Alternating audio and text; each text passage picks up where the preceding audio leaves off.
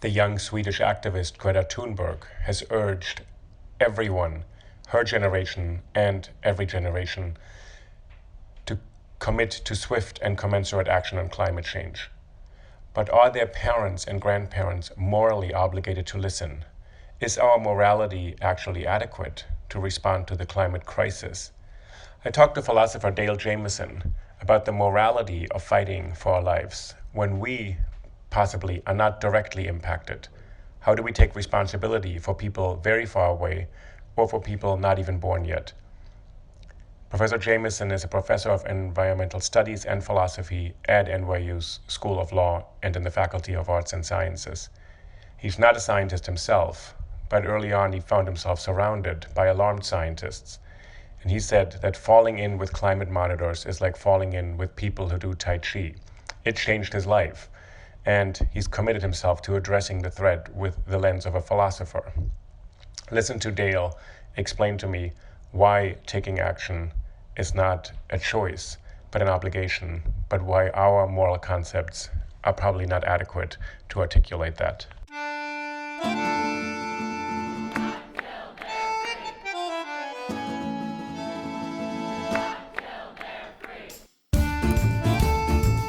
Oh yay, oh yay, oh yay, oh yay, oh yay. Willkommen, bienvenue, welcome. No, this is not cabaret, it's Think About It, a podcast about the power of ideas and how language can change the world, with Uli Baer. Dale, welcome. I'm so happy you can join me today on Think About It. Pleased to be here. So Dale, you're a professor of environmental studies and philosophy, and you also teach law. I read your recent book, Reason in a Dark Time, and I read an earlier book, Morality's Progress, Essays in Humans, Other Animals, and the Rest of Nature. And I was really interested to think that morality could progress, or that reason could be different today. And I'm going to ask you a really kind of basic philosophical question, which is basic from my perspective, meaning it's probably not a philosophical question. Isn't morality supposed to be grounded in eternal, unchanging principles? Being good, being just, being fair, having responsibilities. So your book seemed to say we need to adapt or adjust to new conditions. Right. So in a way, this is the deepest, most foundational question in moral philosophy. Whether morality is transcendental, whether in some sense it's given to us by something outside of ourselves, whether that's God, whether that's reason that's independent of us or something else like that, or whether morality is in some way constructed in human societies to provide certain services and to allow us to pursue certain kinds of ends. I'm on the latter side, and that's an argument that we could have all day long.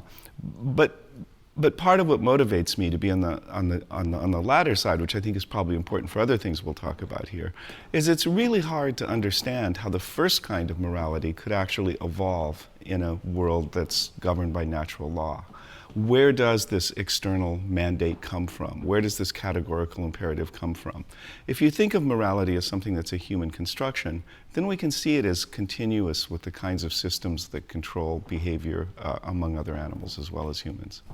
And the first one to go back to say if it's anchored in God or in reason, does philosophy sort of engage with this question all the time? Or when you're saying you're on the other side, so are you on the side where most philosophy is today, that most people think that there's context-based? Well, it's an interesting thing. I think philosophy, as it's constructed today, tends to be dominated by people who, in some sense, are in reaction to science and broadly naturalistic worldviews. So much contemporary philosophy is trying to find a place for something that is sort of beyond scientific understanding. So I think I'm on the minority side here, but let's just say that it's a very vivacious, very active minority side that you see represented in every country in the world.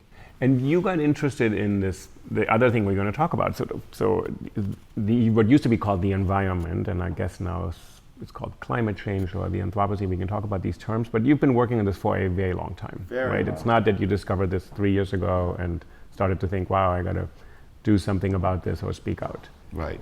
And the way I got into these issues has really colored the way that I think about interdisciplinary work. You know, I sort of grew up in a world where I was in a beautiful place. I grew up in the beaches in San Diego, California, and we always had animals and all that. So I was kind of preset to appreciate a lot of stuff about nature. You know, then I did the stuff you were supposed to do in graduate school. I became disciplined and very disciplinary and all of that.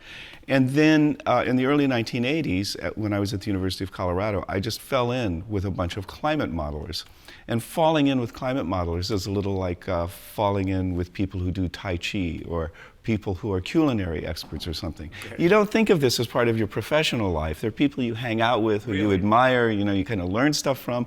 And then finally, at some point, things started to kind of come together. But so your philosophical training, right, which was disciplined, and you were interested in sort of these large questions, right, very technical in a way? Or yeah, very technical. And the first question that really gripped me was this.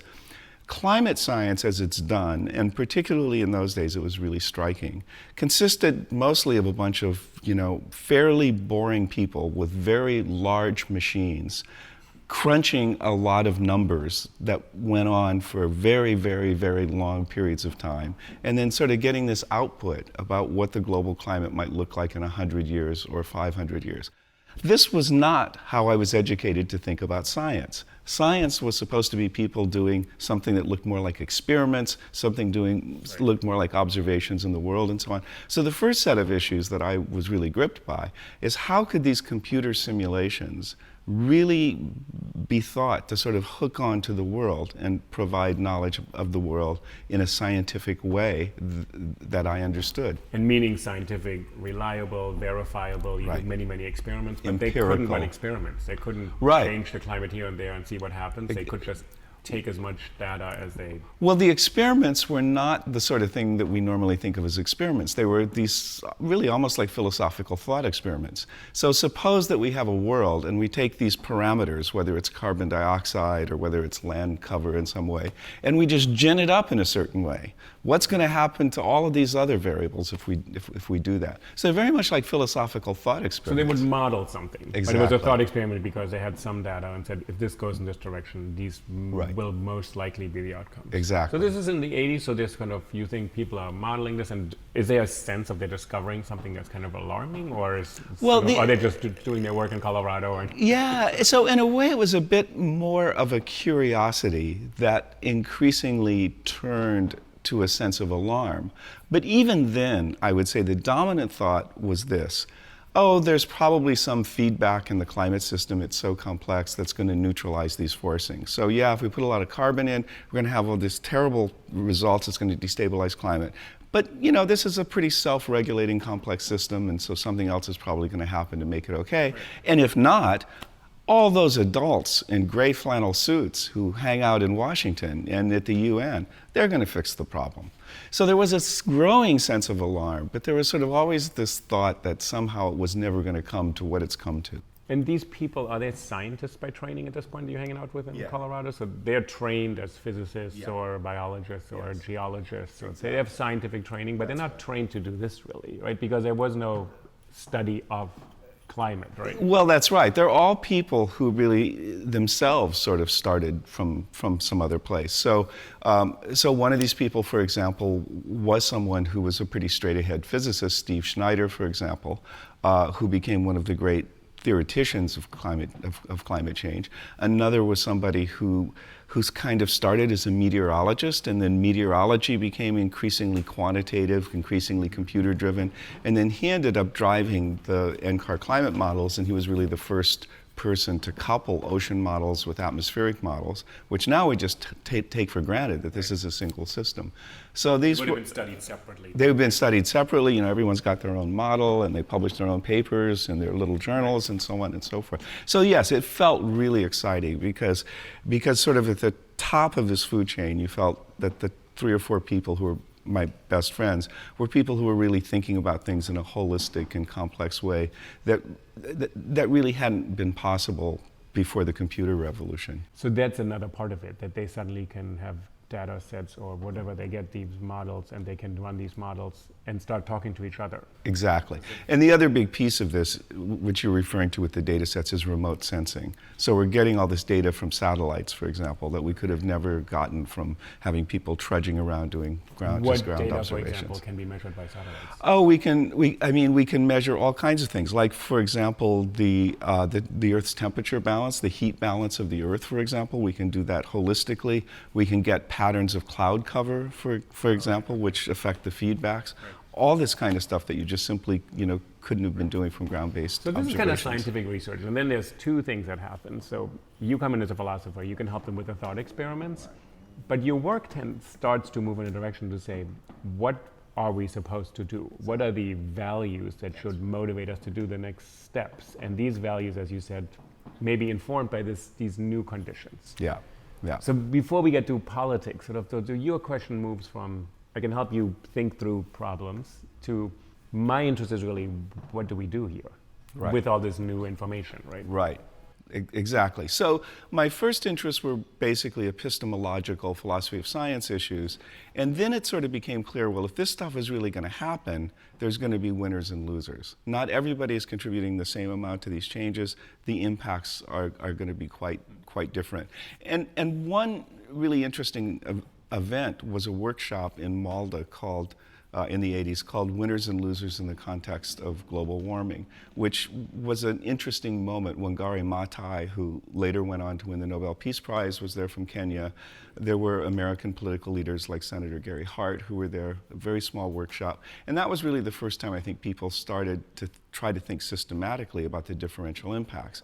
Before that, when people talked about climate change, which they didn't very much, it was, well, we're all in this together, we're one world, the sort of more the old Al Gore message. And what happens here when this discussion happens at this workshop? So who are the winners and who are the losers, roughly speaking? The losers turn out, and this result has just been sort of become increasingly well verified and robust, is the losers are the people in the regions who always lose, basically. Because in a way, in terms of its impacts, climate change is like any other problem in the sense that the richer you are, the more you can buy your way out of problems, the more insulated you are from the impacts of your actions. Whether you're a teenager being arrested for drunk driving, or whether you're a North American society that's going to suffer from the impacts of climate change from being on essentially a carbon high for 200 years. And so the rich are they, but climate is a thing that affects everybody, but so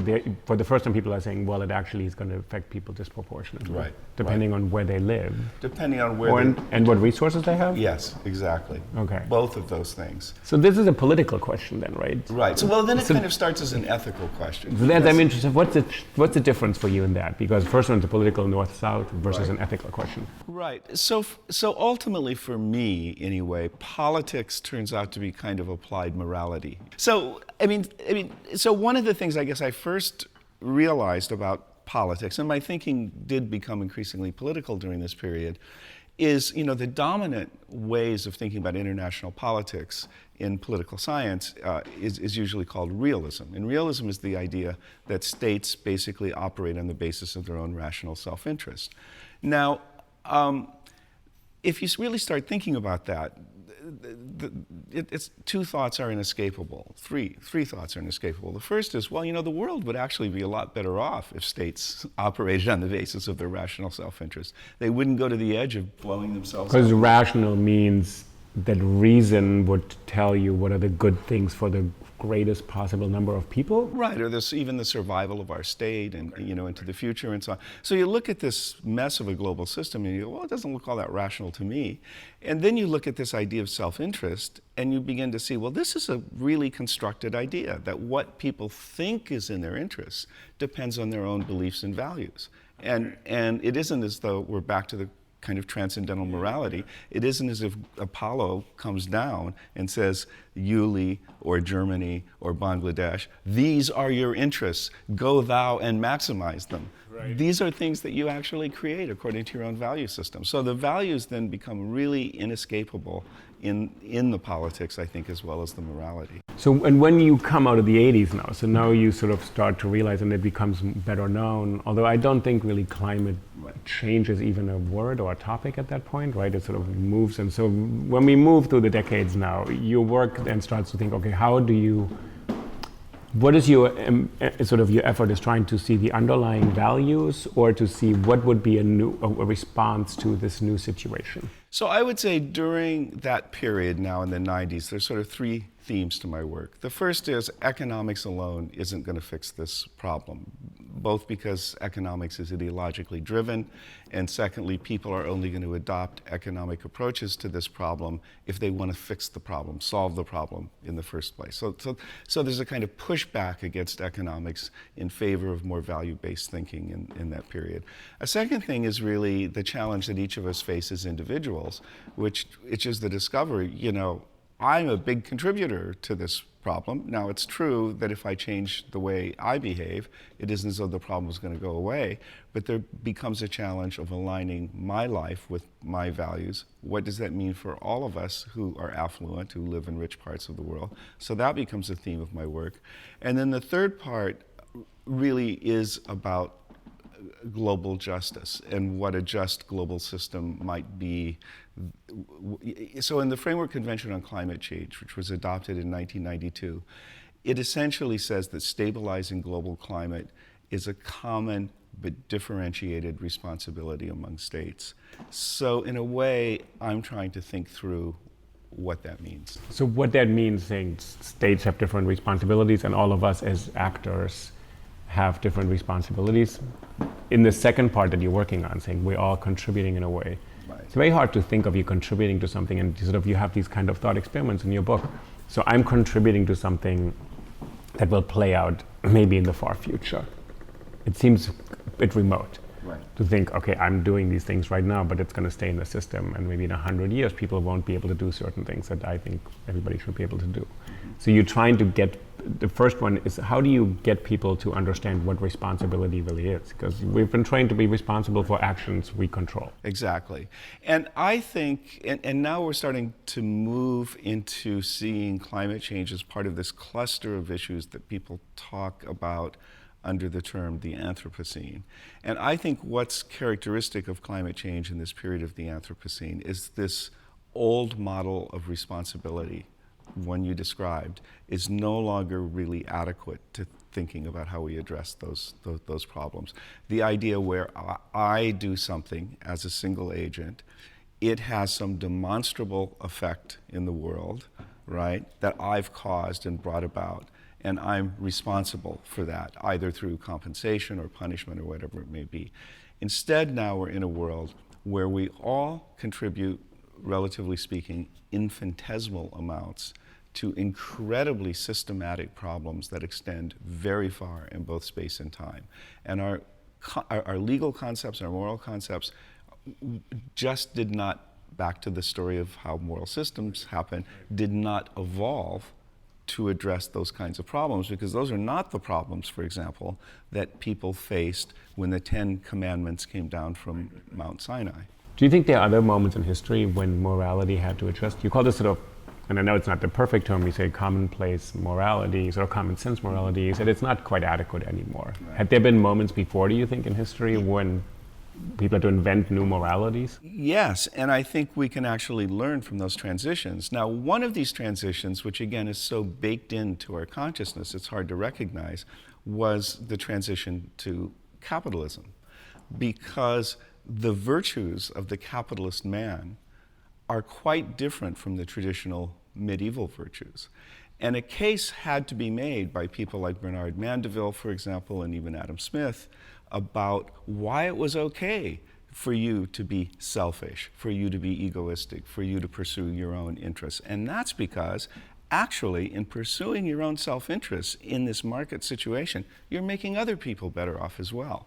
So there was a kind of moral revolution that occurred with the rise of capitalism that did transfigure pre-existing values. And that's the kind of thing that I think has to happen in the Anthropocene. And so when you're talking to people right now, people ask you this all the time. I know that people ask you, say, what are you supposed to do? And you said, you contribute a smidgen to something that is so grand that there's, I think, at least two issues. One is it's so small, so I do this, I rode my bike here today, but I'll take a car or something.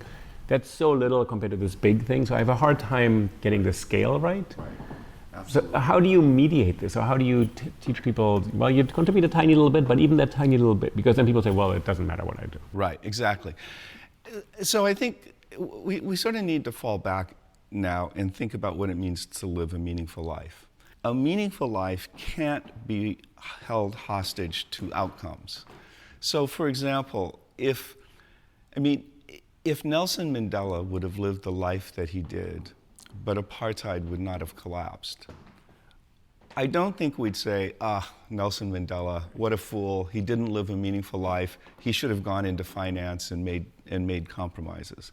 We would think it's tragic for the world and tragic for South Africa that apartheid was still in place. But I think that we would still look to Mandela as somebody who'd led a meaningful life. Why? Because he had lived in a way that was aligned with his values. And I think then we can sort of transfer that insight into something like the climate change case. What's important for us is to live in a way that's aligned with our values.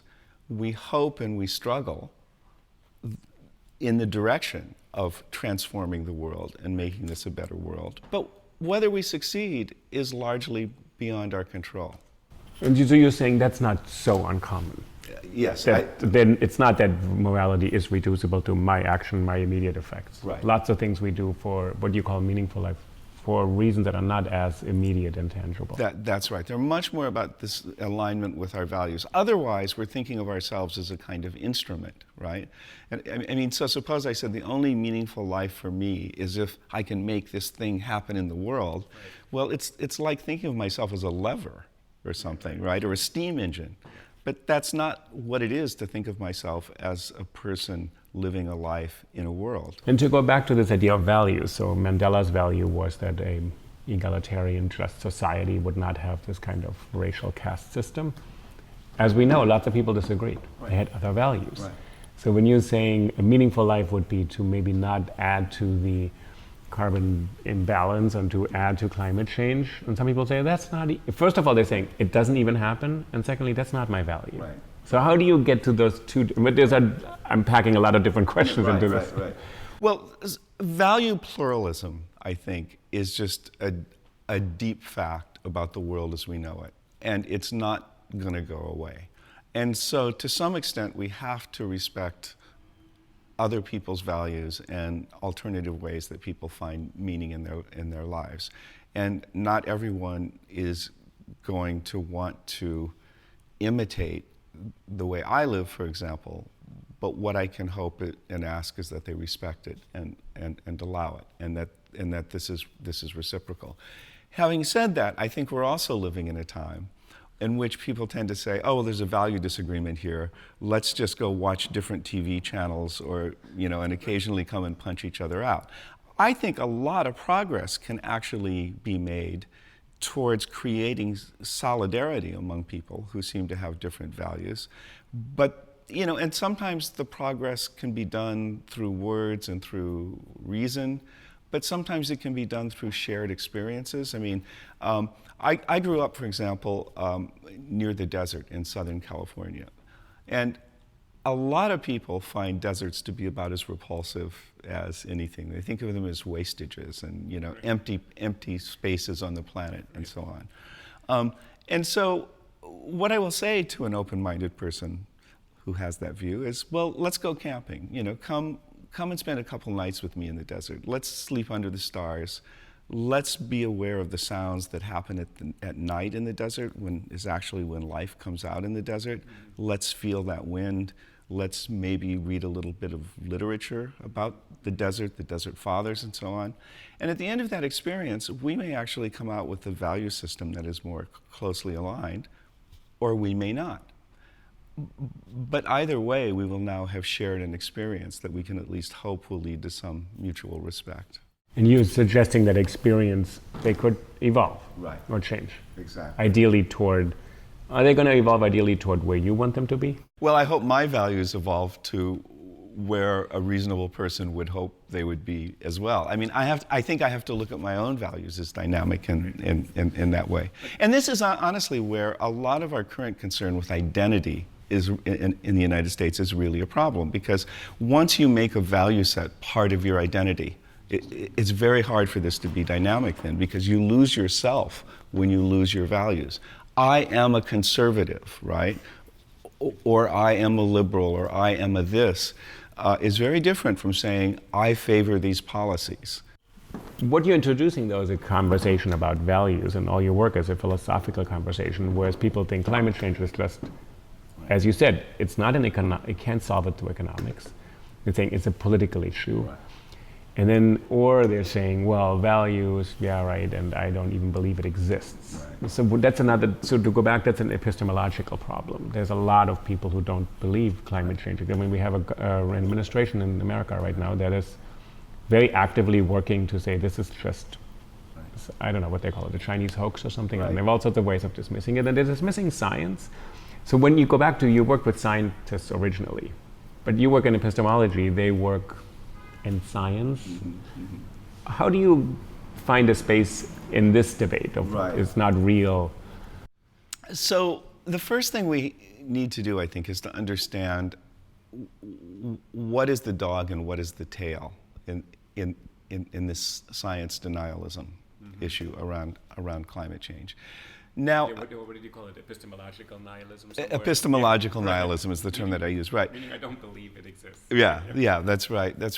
And I think to some extent now, in the United States in particular, we're locked into this rhetorical vice where people who don't want to adopt certain kinds of public policies, like carbon taxes, for example, basically, instead of arguing against the policy, will deny the science which the policy is meant to solve.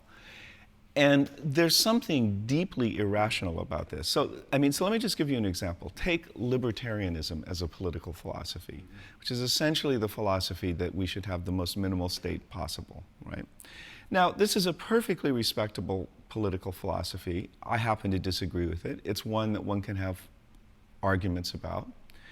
But it has no implications at all about whether injecting carbon into the atmosphere is going to destabilize climate. I mean, that's a scientific question, right? It's not a question of political philosophy. But yet, libertarians in the United States typically deny the science of climate change. Now, what I think is going on in that case is not really an argument about the science. It's an argument about politics that's going on in the guise of arguing about science. Now, I think there's two important implications of that. One is you can talk science till you're blue in the face to those people, and of course you're not going to make any progress, because that's the tail. That's not really the dog. The second important implication is that as a society, it leads us to this really dangerous case that's not unlike the old Soviet Union and the whole business of the Lyshenko affair and all of that, where we simply import all of our value disagreements and political disagreements into the science itself. And we lose the possibility then of anything like a neutral arbiter of at least some questions about what we should believe. So it's not surprising in a way then that once people start going down this road of denying the science of climate change, even though that may not really be what's pushing their policy views, then vaccine denial, evolution denial, all these kinds of things start going together in a bundle. And that's incredibly dangerous. And how do you disentangle that? I mean, you've written about sort of these distrust of elites, and there kind of is a sense that, and how do you disentangle that, and whose role is that? The philosopher or the politician or the scientist? Right. Well, I don't want to sound like a good union man at this point, but I think philosophy at its best is very well situated to do this. And we have this idea of the Socratic method as if it's sort of about teachers humiliating students in law school classrooms. Because we all watched the paper chase or something, Harvard Law School. That's right. Dale! That's right. It's a case, 1979, Supreme Court, tell me. And therefore decided to do something else with our lives, right? But at its best, what Socrates is about and what the birth of philosophy is about is simply puncturing pretensions, is about asking questions. And as Socrates said, look, if I'm wise, it's only because I know that I don't know.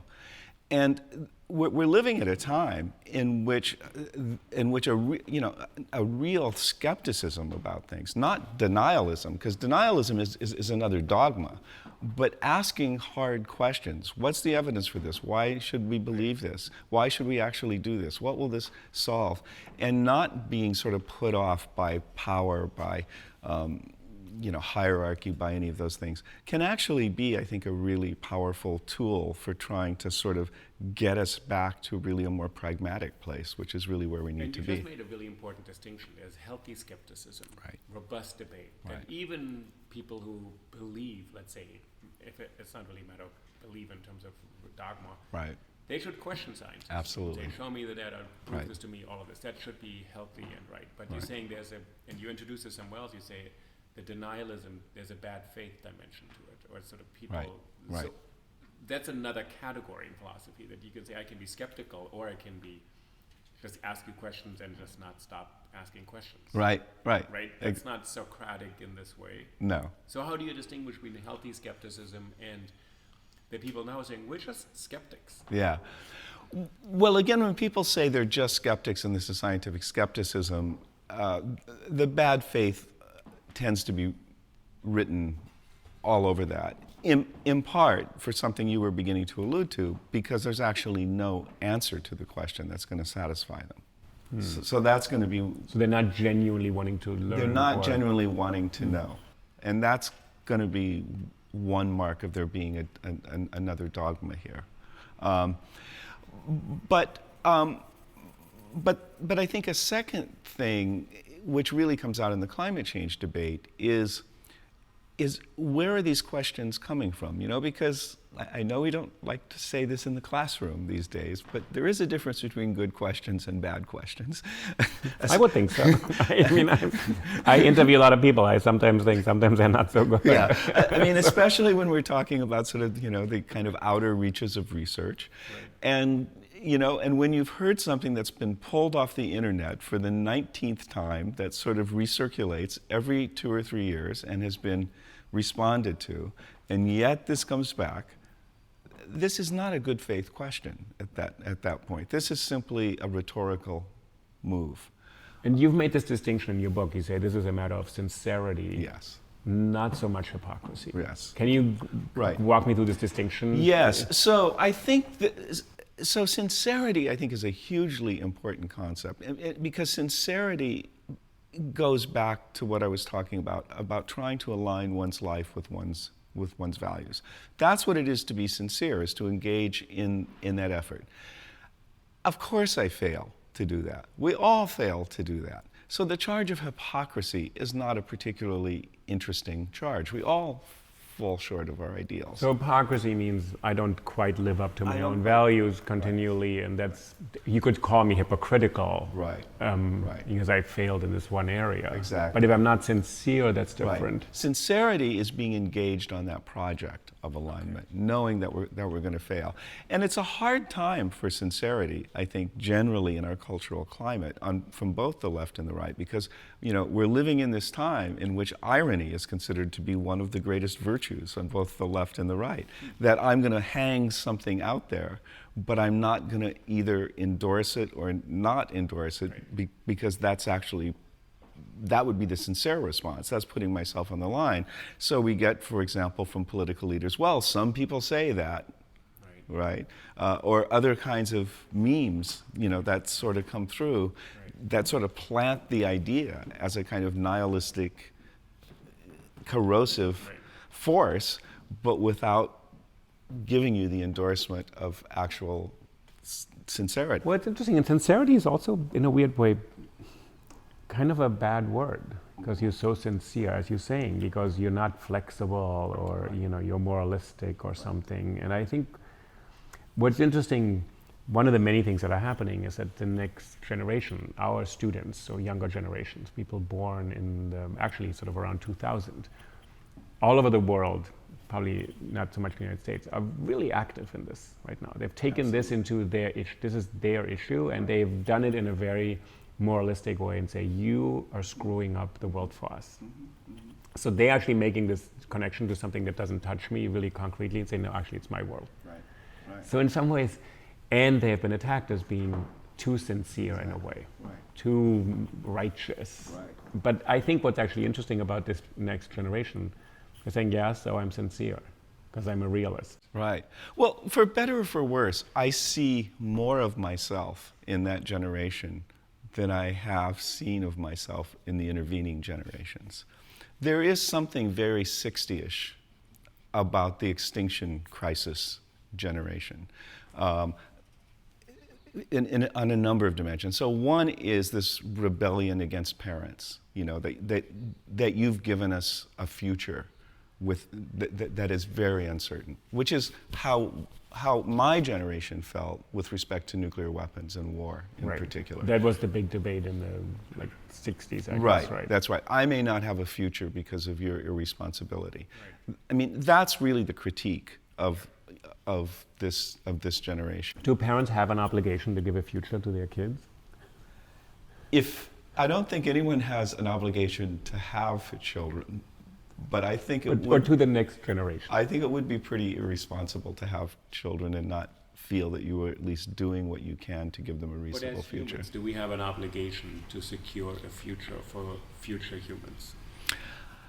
I don't think we do as a blanket, as sort of a blanket obligation, but the decision to bring a child into the world is perhaps the most profound and important decision that a person can make. And I do think in that case you really do undertake those obligations.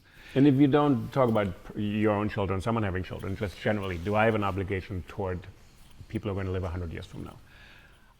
Honestly, I don't think our obligations are as strong in that respect as some people do. And that's true for two reasons. One reason is I don't think that there's something so special about the human project that the world is necessarily deeply impoverished if this one flames and burns out. You mean the species of humans? Which we know it will. I mean, this is another kind of interesting irony, is we all know we're going to die as individuals, but we sort of live as if that's not true. And we also know that Homo sapiens is going to become extinct because this is what species do. But we're worried about that. But we're very worried about that. And you're saying we should not be that Well, worried. it seems to me in some ways we should think the same thing in both cases. I want to have as good and full and rich a life as possible, and I would not like to die because of some self-destructive stupidity that I engage in. So that's a really different category. So like, we will die, but I don't want to die because some fool burn too much fossil fuels. Exactly. I mean, this just seems like, how do you tell this story in some other galaxy? Imagine a Homer in another galaxy telling the story about what happened to Homo sapiens on this planet, right? It is not a very attractive story. You wrote a book of fiction with Bonnie Nansen, so Love in the Anthropocene. There's a story in there about the last tiger, right? So you use storytelling and this very powerful image, kind of Blakean image of the tiger, and saying this is the last one. And this guy goes in on a date. He wants to bring and impress this woman. So I'm going to show you how close I am to the last tiger. Right. Do you think, what role do you think storytelling has, which is not philosophy proper, not politics? Because you wrote a book of stories. Yeah. Why, as a philosopher? I mean, first of all, it was fun, I guess. Yes, but interestingly, when I first got into climate change, that's when I first started thinking about the power of stories, because again, going back to my days at the National Center for Atmospheric Research and the big climate models, all this stuff that was telling you that if we remained on our present path, we were going to have a 2-degree, 3-degree, 4-degree, warming of the Earth's mean surface temperature and all this was all coming out, and in those kind of sort of terrible printers that we used to have, and rolls of white paper, dot matrix printers and so on, and people were supposed to do something about this, right? I mean, it's hard to get connected to. It's hard to get connected to. And then I also started thinking about the fact that, again, part of it is because of our intellectual culture, there's other reasons as well. We tend to become sort of specialists in particular things. So if I'm a climate person and I think about the future, I'm thinking about the climate in the future. Mm-hmm. If I'm a computer person and I'm thinking about the future, I'm thinking about computers in the future. Mm-hmm. And so on. But what we tend not to think about is the future holistically. Who thinks about the future holistically? People who write stories. And so they're interdisciplinary by nature. They're not in the field of literature, but they actually think about the human condition. Right. So if I want to think about, I can write an article, suppose I'm a roboticist. I might write an article about where robotics might be in 2020. But that's very different than if I say, I have a child, Susan, let me think about and try to tell you what Susan's life will be like in 2020. Because Susan is going to wake up in the morning, she's going to have some nutrition, she's going to go through her day. It forces you to think about things in a much more holistic way. And that's what I love about storytelling. I want to go back to one thing you said, to live in accordance with your values. Somewhat in some kind of approximation. As you said, we are hypocritical in a certain way. That's kind of a judgy term, or we just fail because we try. Is living in accordance with your values one possibility to live a happy life? Is it connected to happiness, which is a different category in philosophy? Yeah. And I don't even know if contemporary philosophers talk very much about being happy. Yeah, no, do you talk about that? They do, yeah. We do. For me, absolutely. So, and this is what is right about the old Greek idea, of human flourishing, and that virtue leads to happiness. I think that's, if you don't take it too seriously, and you don't take that catalog of the virtues too seriously, that idea of flourishing too seriously, the link between living in the way that one ought to live and being happy, I think, is a very strong link. And virtue here means? Well, I think it means different things. So the Greeks had a particular catalog of virtues, some of which I think applies to how we still want to live. We still want to live courageously, for example. Mm-hmm. On the other hand, the Greeks did not have the virtue of humility. This was not a Greek virtue. Honor was a bigger virtue. Honor, they were much more into honor, right? I think in our world, humility is a much more important... What do you mean by humility? Well, first of all, I think it's epistemological, right? It goes back... We can't know everything, and everything that we do has to, in a way, be revisable and tentative. And okay, humility in that sense, we can be open to new ways. Okay. Exactly. This is a virtue that's much more likely to get us through this world. The virtue of honor is a lot more likely to get us blown up. In a war. Globally, right? But I think if you sort of refigure the virtues, and you think about aligning a life with the virtues, that this is probably the most fundamental source of human happiness. And you think that is universal? Yeah. I mean, you use the Greeks as a model, but that is not a Greek Western idea. Sort of say, yet human beings want to live. There's a part. Is that part of us innately that we want to live in accordance with a system of values? Because you could think, no, we just want to eat and sleep and make love and be happy. That would not be happy. But all those things themselves express value. So the way we make love in different human societies, for example, there's no human society where any act of copulation under any and all circumstances is regarded as equally valuable, right? There are rituals, there's meaning attached to this. This is also true of food and so on. So I think there's no, so I think you're absolutely right about these main drivers, and we don't understand people if we don't understand the centrality of the 4 F's, as people like to talk about them in animal ethology. But all of this is accreted and imbued with meaning. And as far as we can tell, this goes back beyond Homo sapiens. Even in terms of Neanderthal sites, that have been discovered, there tends to be evidence of ritual around these. For this generation that's really going to drive this, I think. I do not believe that our generation is really going to be the people, so the next generation. Do you have any recommendation of what they should read or think about in terms of, from your canon of philosophy? I mean, you have a few people you cite, but is there something, because I do think people want to have what you just gave us, a deeper understanding of what they're trying to accomplish, and to tease apart, economics can't answer it solely. Politics probably runs into a difficulty at some point when it's competing values, that values themselves have to be broken down. Right. So are there texts or thinkers or? Well, right, there are, and I'm not going to say anything particularly novel here, but it does seem to me that there is a kind of genre of book that has always been written, in fact was probably more common in the past, and is sort of being written again, which is pretty indifferent to the values of traditional disciplines. And some of this, I mean, the most obvious book like this that comes immediately to mind is *Sapiens* by Harari. Oh yeah, Yuval Harari's book, yeah. Yeah. The grand history of from the first day we start marching Right. in Africa and we Right. spread out. And Right. And I think books like that are incredibly important. And I mean, there's a couple things going on in a book like that that I think is important. First of all, it's deep history. Mm-hmm. So I don't think we begin to start addressing our problems if we don't increasingly see ourselves as a particular kind of animal that has a history that isn't about kings and queens in Europe, but it's a history that goes back into our evolutionary history and understands our kinship with the rest of nature, puts it in that kind of context. And I think we need that kind of story really with all of the issues we face. And in a very modest way, that's what I was trying to do in Reason in a Dark Time, because when people talk about climate change, it's like we woke up yesterday and the climate was changing. I don't think you can even begin to address this problem without really understanding the depth of the historical commitment to carbon and how this has sort of played out in our knowledge systems through time.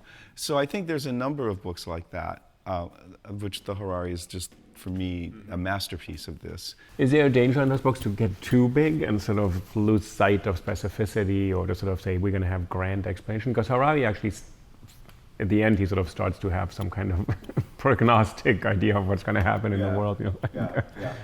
Well, here's another way of looking at it. So, of course, there are dangers to the left of us, dangers to the right of us. I think that's absolutely true.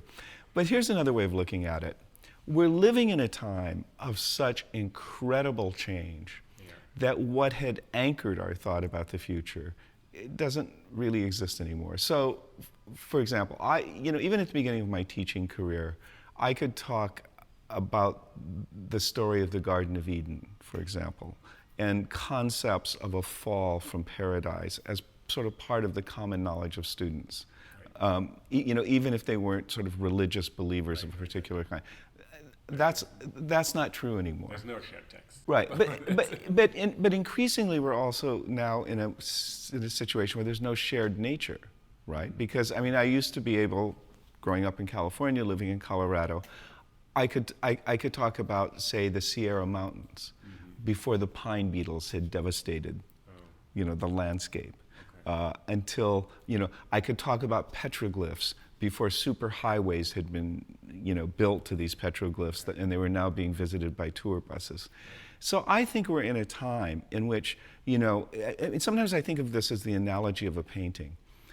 In order to do things in the foreground, you have to have something larger going on in the background. And whether this is Harari, whether these are the kind of books I'm talking about, we need to share something to be able to have this dialogue at present. And we used to presuppose that we had that, and we can no longer presuppose that. So we need to sort of create something that we share as a way of common understanding. I like this about this book, Reason in a Dark Time, that you think we have the capacity to come up with a new model, right, which may not be everlasting and may be a model for the next period we're going to live through, this Anthropocene, and we're going to live through it. Right. Also, I think the book is nice. It says we're not all going to probably perish soon. Some people will, so we better figure out how to live in this period rather than here's the cliff, I'm going to try to give a detour. That's not going to happen anymore, right? We're already getting... Exactly. Yeah, all right. Thank you so much for being on the program today. Well, thank you. I really appreciate it. Yes. Well, wonderful questions. It's been a real pleasure to talk to you. It's been really fun. Thanks, Dale, and for coming today.